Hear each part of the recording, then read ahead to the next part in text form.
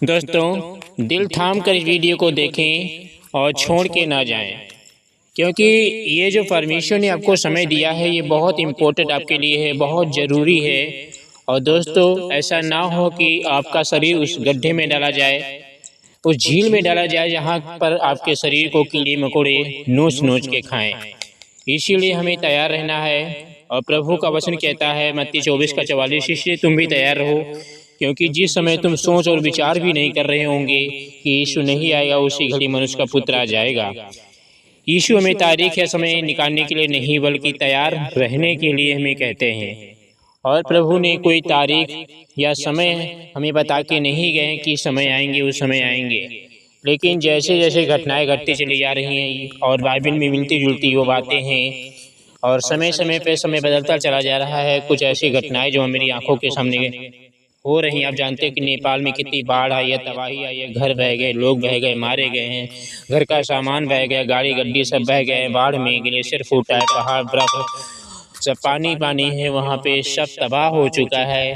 तो ये सब देखकर प्रभु यीशु मसीह का वचन कहता है कि तुम सोच लो कि मैं शीघ्र आने वाला हूँ। ये सब घटनाएं जब तुम्हारी आंखों के सामने घटने लगे तो तुम समझ जाना कि मेरा आना बहुत ही निकट है। ये तो परमेश्वर का वचन कहता है। हमें यह सोचना नहीं चाहिए कि अभी बहुत समय पड़ा है। आज हमारे पास जो समय है उसी पर हमें ध्यान देना चाहिए। परमेश्वर के साथ अपना रिश्ता जो है ना बिल्कुल ठीक ठाक कर लेना चाहिए। हर एक गलतियों को परमेश्वर के सामने माने और छोड़ें और पश्चाताप करें, मन फिराए, परमेश्वर के पास लौट आए दोस्तों, क्योंकि वही जीवन का जल है, जीवन की नदी है, जीवन की रोटी है, वही सत्य है, वही मार्ग है, वही जीवन है। और वो परमेश्वर कहता है चिंता ना करो बेटा, मैं तुम्हारे साथ हूँ दोस्तों। तो परमेश्वर आपके साथ है, ये बहुत बड़ी बात है। मेरे प्रिय मसीह भाई बहनों, सोने से पहले परमेश्वर को याद करें, सोने से पहले परमेश्वर को पुकारे, धन्यवाद करें। और वचन कहता है जब हम प्रार्थना करते हैं तो परमेश्वर से अपना संबंध बनाते हैं, और परमेश्वर यीशु मसीह हमारे सारे गुनाहों को क्या कहता है, डिलीट करता है। हमारे सारे अपराधों को क्या कहता है, रिमूव कर देता है। इसीलिए आपको क्या करना है, परमेश्वर के सामने बैठना है, प्रार्थना करना है, दुआ में रहना है, पश्चाताप करना है और अपने सारे गुनाहों को मानना है, छोड़ना है और कहना है कि प्रभु मुझसे हो गई गलती।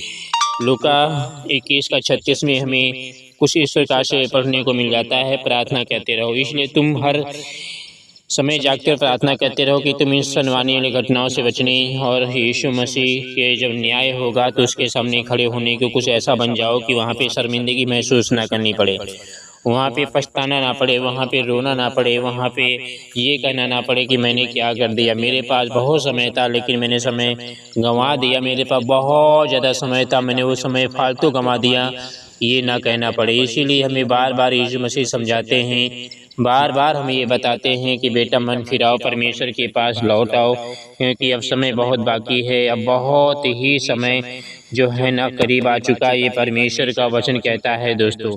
इसीलिए आपको ध्यान देना है, परमेश्वर की आज्ञाकारिता में समय बिताना है। वो न्याय है, वो दयालु है, वो पश्चाताप, परमेश्वर कहता है मैं तुम्हें पश्चाताप करो, मेरे पास लौट आओ, क्योंकि समय बहुत करीब आ चुका है, जजमेंट का समय आ चुका है, न्याय का समय आ चुका है। जब एक विश्वासी परमेश्वर को पुकारता है और परमेश्वर उसके साथ रहता है, परमेश्वर उसकी बातों को मानता है दोस्तों। इसीलिए वीडियो को लाइक करें और हमारे यूट्यूब चैनल को सब्सक्राइब करें, और जो भी वीडियो आपके पास आया करें उन्हें हटाया ना करें, क्योंकि परमेश्वर आपके साथ है, आपकी ज़िंदगी बदलने के लिए काफ़ी है, वो लाइफ आपकी बदलेगा। इसीलिए चिंता करके या ना कहना क्या खाएंगे, क्या पिएंगे, क्या ओढ़ेंगे, क्योंकि तुम्हारा स्वर्गीय पिता जानता है कि तुम इन चीज़ों की ज़्यादा ज़रूरत है, तुम इन चीज़ों की ज़्यादा आवश्यकता है। यही प्रभु यीशु मसीह ने हमें बताया है। इसीलिए आपको प्रभु के पास जाना है, प्रभु के साथ सही संबंध बनाना है। और वचन यहाँ पे क्या कहता है दोस्तों, अंत के दिनों की बात सुनकर केवल डरने की बजाय हमें परमेश्वर की ओर जाना चाहिए। डर जो है ना एक विश्वासी के अंदर नहीं होना चाहिए। जो विश्वासी डर गया वो प्रभु में नहीं खड़ा हो सकता है। और प्रभु ने हमें डरने के लिए नहीं कहा, प्रभु ने हमें तैयार रहने के लिए कहा है, प्रभु ने हमें जागते रहने के लिए कहा है। यीशु ने प्रार्थना करने को कहा है। जब हम प्रार्थना करते हैं तो हमारा मन परमेश्वर पर टिकता है और हम कठिन परिस्थितियों में भी विश्वास बनाए रखते हैं। ये परमेश्वर का वचन कहता है प्रार्थना ही एक ऐसी शक्ति है जो आपको हर एक बुरी आत्माओं से, हर एक गलत संगति से, हर एक व्यभिचार की आत्माओं से, हर एक गंदी आत्माओं से वो आपको बचा सकती हैं, वो आपको छुड़ा सकती हैं। ये दुष्ट आत्माएं जो आपको नाश करने के लिए तुली हुई हैं। वचन यहाँ पे कहता है कि जब प्रभु पर विश्वास कर लोगे और यीशु मसीह की बातों को दोस्तों नहीं फॉलो करोगे तो हम प्रभु को हे प्रभु के कहते हैं। वचन कहता है जब तुम मेरी आज्ञाओं को नहीं मानते हो, मेरे वचन पे नहीं चलते हो तो मुझे हे प्रभु ना कहो। वचन कहता है फिलिपियों की पत्री 4:6 कहता है चिंता के स्थान पर प्रार्थना करें। हालेलुया। किसी बात की चिंता मत करो, किसी बात की चिंता मत करो। हर बात में प्रभु का धन्यवाद निवेदन और परमेश्वर के सम्मुख उपस्थित कीजिए। आज रात आपके मन में कोई चिंता है तो उसे अकेले उठाकर मत सोइए। अपनी परेशानी परमेश्वर के सामने रखिए। जिस बात को आप बदल नहीं सकते उसे परमेश्वर के हाथ में सौंपना सीखिए। यानी जो काम आप कर नहीं सकते हो, ताकत लगा के कर रहे हो लेकिन वो काम हो नहीं पा रहा है, तो अपना सारा का सारा भार, सारा का सारा काम परमेश्वर के ऊपर सौंप दीजिए और आप निश्चिंत हो जाइए। प्रभु के पास लौटिए। प्रार्थना केवल रात को कुछ समय शब्द बोलना नहीं बल्कि परमेश्वर के साथ संबंध बना रखना है। ये परमेश्वर का वचन कहता है। परमेश्वर के पास है, जब विश्वासी टूट जाता है तो उसके पास आता है, परमेश्वर से जोड़ता है। परमेश्वर टूटे हुए मन वालों के पास रहता है। ये परमेश्वर का वचन कहता है। अगर आप किसी बात में दुखी हैं या किसी बात के लेके परेशान हैं, आपका मन टूट गया, आपका मन बिखर गया है, कोई समस्या आपके मन में है, कोई काम बन नहीं रहा है, हर तरफ से निराशा ही निराशा है, हर तरफ से परेशानी ही परेशानी है, मुसीबत ही मुसीबत है। यदि आज आपका मन दुखी से टूट चुका है तो यह मत सोचिए कि परमेश्वर से दूर है। बाइबल कहते हैं कि परमेश्वर टूटे हुए मन के निकट रहता है। आपके आंसू मनुष्य से छिप सकते हैं लेकिन परमेश्वर से नहीं। हालेलुया।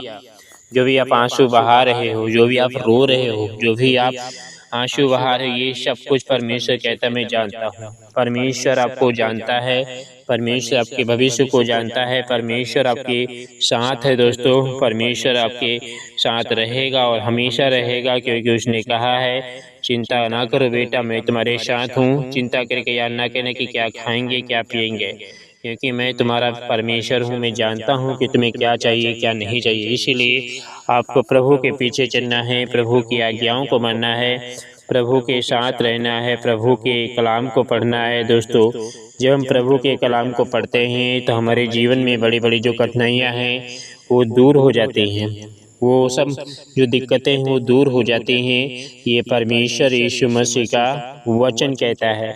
इसीलिए आपको ध्यान देना है, इसीलिए आपको प्रार्थना में रहना है, दुआओं में रहना है, पश्चाताप में रहना है। अपने कैरियर की चिंता परमेश्वर के हाथ में सौंप दीजिए।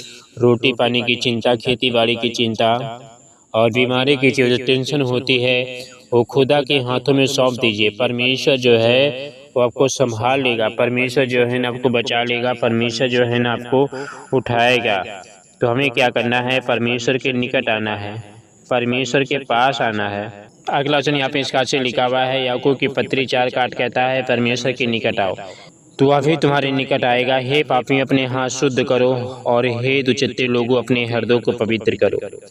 परमेश्वर कह रहा है, हे लुच्चे लफंगे लोगों बस करो, मेरे पास आओ, अपने हाथों को शुद्ध करो, अपनी आँखों को शुद्ध करो, अपने मुंह को कंट्रोल में रखो, जुबान को कंट्रोल में रखो, मेरे पास आओ। क्योंकि जो तुम भाषाएं बोल रहे हो, जो तुम काम कर रहे हो, सब मैं जानता हूँ और मैं इसका दंड भी दे सकता हूँ बेटा बेटी। और जो भी तुम अनर्थ काम कर रहे हो तुम इनसे भागो, दूर भागो, अपने आप को पवित्र करो। परमेश्वर कहता है तुम मेरे पास आओ, मेरे निकट आओ, तब मैं तुम्हारे निकट आऊँगा। यानी जब हम प्रार्थना करेंगे तब प्रभु यीशु मसीह हमारे निकट आएगा। यदि हम परमेश्वर से दूर हो गए हैं तो लौटने का रास्ता आज भी खुला है। इसके लिए अपने पाप को पहचानना और गलत रास्ते को छोड़ना आवश्यक है। परमेश्वर के पास लौटना केवल शब्द का नहीं बल्कि जीवन का निर्णय भी है। यानी हम शब्दों से कहते हैं कि प्रभु मैं तेरे पास आया हूँ, मुझे स्वीकार कर ले, ये हमारे शब्द होते हैं। लेकिन वचन यहाँ पे क्या कहता है दोस्तों? शब्दों से नहीं, शब्दों से नहीं, हमें परमेश्वर के वचन पे चलना है, परमेश्वर की आज्ञाओं को मानना है, परमेश्वर के नियम को फॉलो करना है, परमेश्वर की बातों को फॉलो करना है। जब हम परमेश्वर की बातों को फॉलो करेंगे, परमेश्वर के नियम को फॉलो करेंगे, उसकी आज्ञाओं को मानेंगे, तो हमारे जीवन में चाहे जितनी परिस्थितियाँ आ जाएं, चाहे जितनी मुसीबतें आ जाएं, आपके जीवन से सारे कष्ट को डिलीट करेगा, सारी मुसीबतों को डिलीट करेगा, सारी परेशानियों को डिलीट करेगा। वो सेनाओं का यहोवा है, वो राजाओं का राजा है, जो आपकी हर बीमारी को ठीक करने में सामर्थ्य विश्वास योग्य है। यहाँ पे परमेश्वर का निकट वचन और कहता है, नरक और परमेश्वर की न्याय की चेतावनी में जो वचन पढ़ने जा रहा हूँ। भाई और बहनों, बाइबल केवल आशीष और सुख की बातें नहीं करती, वह मनुष्य को उसके पाप के परिणाम के बारे में भी चेतावनी देती है। इस चेतावनी का उद्देश्य हमें नष्ट करना नहीं, बल्कि गलत रास्ते से वापस बुलाना है। यानी नरक जो है वो सच्चाई है, लेकिन विश्वासियों को परमेश्वर उसमें जाने नहीं देगा। उन्हें छड़ी लगाएगा, उन्हें कोड़े लगाएगा, उन्हें डांटेगा, फटकारेगा, ताकि हम गलत रास्ते पे ना जाएं, नरक से बच जाएं। और अगर हम जानबूझ के गलतियां करते ही रहेंगे तो दोस्तों हमारे जीवन में परमेश्वर का काम नहीं हो पाएगा। वचन यहाँ पे क्या कहता है, मत्ती 10:28, परमेश्वर से डरने की शिक्षा। जो शरीर को घात करते हैं पर आत्मा को घात नहीं कर सकते हैं, मार नहीं सकते हैं, आत्मा को काट नहीं सकते हैं, आत्मा को जला नहीं सकते हैं, तड़पा नहीं सकते हैं, कुछ कर नहीं सकते हैं, ये सिर्फ परमेश्वर के पास अधिकार है। परमेश्वर के पास अधिकार है। आत्मा को मनुष्य नहीं कुछ कर सकते हैं, उनसे मत डरना, परंतु उससे डरो जो आत्मा को भी नष्ट कर सकता है, शरीर को भी नष्ट कर सकता है, आपकी आत्मा को झोंक सकता है नरक में। उसी से डरो, यानी परमेश्वर से हमें डरना है, जो आत्मा और शरीर दोनों को नरक में डाल सकता है, नरक में नष्ट कर सकता है, नरक में तड़पा सकता है। हमें उसी से डरना है। ये परमेश्वर यहोवा का वचन कहता है, ये राजाओं के राजा का वचन कहता है। तो हमें क्या करना है, हमें परमेश्वर से डरना है, हमें यहोवा से डरना है, यीशु मसीह से हमें डरने की आवश्यकता है। दोस्तों, मनुष्य का डर हमें बहुत डराता है। यानी अगर मनुष्य हमें चाकू लेके डरेगा तो हम डर जाएंगे, यीशु मसीह को छोड़ देंगे, लेकिन परमेश्वर से नहीं डरते। लेकिन यीशु में बताते हैं कि हमें सबसे पहले परमेश्वर के प्रति आदर और भय रखना चाहिए। संसार का डर कुछ समय का हो सकता है, संसार आपको नष्ट कर सकता है, आपके शरीर को नष्ट कर सकता है, लेकिन आत्मा को नहीं। लेकिन परमेश्वर अगर चाहे तो आत्मा को हमेशा हमेशा के लाख की झील में डाल सकता है, हमेशा हमेशा के लिए नरक में झोंक सकता है, क्योंकि उसके पास अधिकार है, क्योंकि उसके पास यह अथॉरिटी है, क्योंकि उसके पास यह है कि आपकी आत्मा को नरक में झोंक सकता है। इसीलिए हमें यीशु मसीह के पास झुकना चाहिए, हमें यीशु मसीह से प्रार्थना करना चाहिए, हमें यीशु मसीह के सम्मुख बैठना चाहिए, उससे दुआ करनी चाहिए, उससे प्रार्थना करना चाहिए, और आपकी हर एक दुआ को कबूल करेगा परमेश्वर, आपकी हर एक प्रार्थना को कबूल करेगा परमेश्वर, क्योंकि वो दयालु है। यहाँ पे परमेश्वर का अगला वचन कहता है, मरकुस 9:43, यदि तेरा हाथ जटों को कुड़ाए तो उसे काट कर फेंक दे। यीशु यहाँ पाप की जो गंभीरता समझाने के लिए एक बहुत कठोर उदाहरण देते हैं। इसका अर्थ यह नहीं कि सचमुच अपने शरीर को नुकसान पहुँचाया जाए, यानी जो चीज़ें हमें परमेश्वर के से दूर रख रही हैं, जो चीज़ें हमें प्रार्थना नहीं करने दे रही हैं, प्रभु के पास नहीं जाने दे रही हैं, हमें उन चीज़ों को क्या करना है, काट के फेंकना, हमें उनसे दूर भागना है। ये नहीं कि अपने अपने हाथ पैर नाखून को काटे, नहीं। प्रभु यीशु मसीह कहते हैं इन चीज़ों को, अपने शरीर को नुकसान ना पहुंचाओ, हमें परमेश्वर के पास जाना है, परमेश्वर के पास आना है दोस्तों, क्योंकि न्याय बहुत जल्दी आने वाला है, न्याय बहुत जल्दी होने वाला है, और यीशु मसीह के सामने हर एक इंसान खड़ा हो जाएगा। प्रकाशित वाक्य 20:12 में कहता है, न्याय के सामने खड़ा होना। फिर मैंने छोटे बड़े सब मरे हुए को सिंहासन के सामने खड़े हुए देखा, और पुस्तकें खोली गईं। फिर एक और पुस्तक खोली गई, अर्थात जीवन की पुस्तक, और जैसा उन पुस्तकों में लिखा था वैसा ही उनके काम अनुसार मरे हुओं का न्याय किया गया। यानी जैसा उन पुस्तकों में लिखा हुआ था वैसे ही उन मरे हुओं को क्या किया गया, न्याय किया गया। यह है परमेश्वर का वचन, न्याय किया गया जैसा लिखा था। जैसा आप करोगे धरती पर, जो बोओगे वही काटोगे, जो पाप करोगे उसका नुकसान आपको भुगतना पड़ेगा, वचन कहता है। क्योंकि पुस्तकें वहाँ पे होंगी, हर एक इंसान की पुस्तकें होंगी, और वचन कहता है कि पुस्तकें जब खोली जाएंगी तो वहाँ पे न्याय होगा, और न्याय में अगर फेल हो जाओगे तो तुम्हें दंड मिलेगा। तुम्हें क्या मिलेगा, दंड मिलेगा, परमेश्वर को दंड देगा। तो न्याय जरूर होगा, दोस्तों। और वचन कहता है जो भी इंसान आज धरती पर काम कर रहा है, जो भी इंसान आज धरती पर पाप कर रहा है, तो उसकी सज़ा उसको मिलेगी ही मिलेगी। ये 100% है दोस्तों, ये हकीकत है, ये झूठी नहीं है बाइबल, ये सत्य है। यह वचन में याद दिलाता है कि हमारा जीवन परमेश्वर के सामने महत्व रखता है। जो कुछ मनुष्य पृथ्वी पर करता है उसे परमेश्वर जानता है, इसलिए जीवन को लापरवाही से नहीं जीना चाहिए। हालेलुया। जो भी हम आज धरती पर कर रहे हैं, यह सोचकर कि हमें कोई नहीं देख रहा है। मनुष्य जो है ना दोस्तों आपको नहीं देखता है, लेकिन परमेश्वर जो है ना उसकी आंखें धोखा नहीं हो सकती हैं, उसकी आंखों को और वो परमेश्वर को हम धोखा नहीं दे सकते हैं। वो निरंतर आपको देखता रहता है, निरंतर आपकी चाल को देखता रहता है, निरंतर आपको देखता रहता है दोस्तों, क्योंकि ये परमेश्वर है।